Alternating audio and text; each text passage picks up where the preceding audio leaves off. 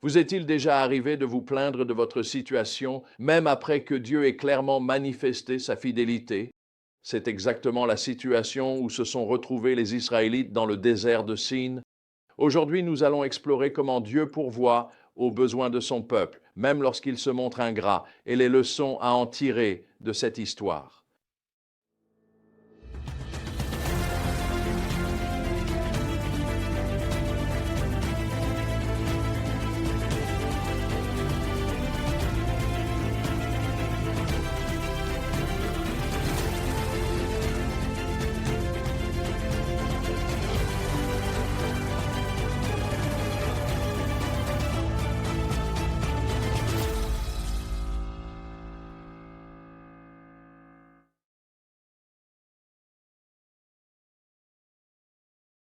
Plongeons dans Exode 16, 2 à 30 et Nombre 33, 10 et 11, où nous voyons la provision miraculeuse de la manne et des cailles par Dieu pour les Israélites. La vérité clé que nous explorons aujourd'hui est la suivante. Dieu est fidèle même lorsque nous sommes infidèles. Mais pour vivre une vie abondante, nous devons obéir à sa parole et lui faire entièrement confiance. Notre histoire commence avec les Israélites qui murmurent contre Moïse et Aaron. Vous voyez? Ils viennent tout juste d'être témoins de l'ouverture de la mer Rouge et de la provision miraculeuse d'eau douce à Mara, et ils se plaignent de la nourriture. Ils vont jusqu'à dire, si seulement nous étions morts de la main du Seigneur en Égypte. Parler d'une mémoire à court terme. Il faut comprendre qu'il y a un danger à avoir une mémoire à court terme dans notre foi. Nous devons activement nous souvenir de la fidélité passée de Dieu lorsque nous faisons face à des défis présents. Cette question de faire confiance à Dieu face à de nouveaux défis est quelque chose avec laquelle j'ai souvent lutté. Dieu a été incroyablement fidèle, mais il est facile d'oublier sa bonté lorsqu'on est confronté à une tâche qui semble impossible. En 1999, j'ai eu une occasion extraordinaire de prêcher au Maracanã, le plus grand stade du monde, à Rio de Janeiro, au Brésil. L'événement faisait partie d'un effort plus vaste impliquant des centaines de pasteurs venus des États-Unis qui prêchaient dans des églises locales tout au long de la semaine. Je devais délivrer le message lors de l'événement culminant au Maracanã. Mes collègues brésiliens m'ont suggéré d'arriver à Rio juste avant le week-end. Ils voulaient que j'aie du temps pour prier et par conséquent, je communiquais quotidiennement avec notre équipe, entendant parler des nombreux défis auxquels ils faisaient face. Alors que les rapports de difficultés commençaient à affluer, je me suis surpris à céder au découragement. Dans ma détresse, j'ai sollicité des amis pour qu'ils prient. La réponse d'un ami a vraiment tout changé pour moi. Il a simplement écrit, Samy, la façon d'avancer, c'est de te souvenir des grandes choses que Dieu a faites dans le passé. Souviens-toi, il a été fidèle. Ces mots étaient exactement ce dont j'avais besoin. Ils ont ravivé ma foi et changé ma perspective. Quand j'ai cessé de regarder à mes circonstances pour me concentrer sur la fidélité de Dieu, tout a changé. J'ai prêché au Maracanã et nous avons été témoins de milliers de personnes venant à Christ. Dieu m'a enseigné une leçon puissante.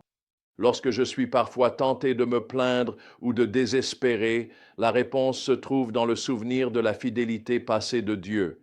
C'est un principe que les Israélites devaient apprendre dans le désert et que je continue d'appliquer dans ma vie et mon ministère aujourd'hui. Mais regardons la réponse de Dieu aux enfants d'Israël.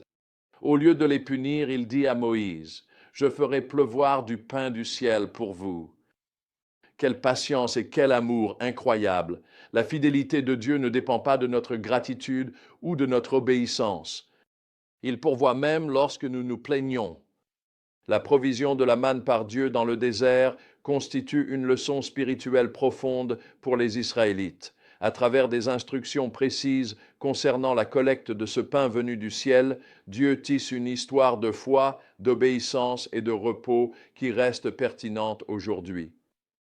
Tout comme Jésus enseignera plus tard à ses disciples à prier pour, je cite, le pain quotidien, les Israélites ont appris à faire confiance à la provision de Dieu chaque matin.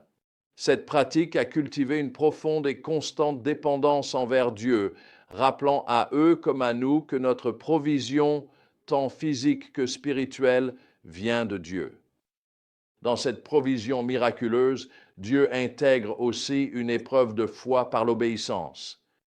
Les instructions précises sur la collecte de la manne, n'en ramasser que pour chaque jour, sauf une double portion le 6e jour, deviennent un creuset de confiance. Lorsque certains Israélites tentent d'en accumuler pour la nuit ou sortent en ramasser le jour du sabbat, ils subissent des conséquences immédiates.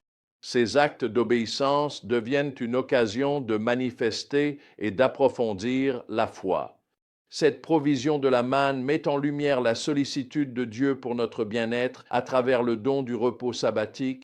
En fournissant une double portion le 6e jour, Dieu s'assure que son peuple puisse véritablement se reposer et l'adorer le 7e jour, libéré du travail et de la collecte de nourriture.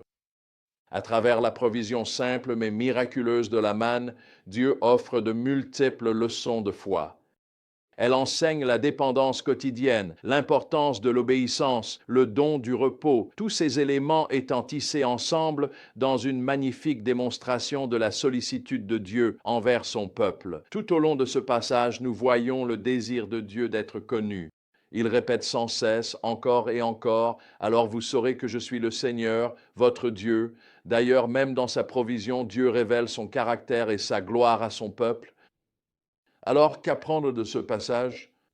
Premièrement, Dieu est patient et aimant, pourvoyant à nos besoins, même lorsque nous sommes ingrats. Deuxièmement, nous devons activement nous souvenir de la fidélité passée de Dieu pour nourrir notre foi présente. Troisièmement, obéir aux instructions de Dieu, même quand elles nous semblent incompréhensibles, est essentiel pour expérimenter le meilleur de ce qu'il veut pour nos vies. Quatrièmement, la provision de Dieu est toujours suffisante, mais elle peut se manifester de façon inattendue. Et cinquièmement, nous devons tout simplement entrer dans le repos que Dieu nous offre. Alors, pour conclure, laissez-moi vous demander, vous plaignez-vous de vos circonstances ou choisissez-vous de vous souvenir de la fidélité de Dieu? Rappelez-vous, le même Dieu qui a donné la manne dans le désert peut subvenir à vos besoins d'une manière que vous n'auriez jamais imaginée. Mais il ne s'intéresse pas seulement à vos besoins matériels, il veut que vous le connaissiez plus profondément. Il veut vous révéler sa gloire en répondant à vos besoins, tout simplement. Alors aujourd'hui, choisissez de lui faire confiance, choisissez d'obéir à ses instructions et observez comment il pourvoit à chacun de vos besoins.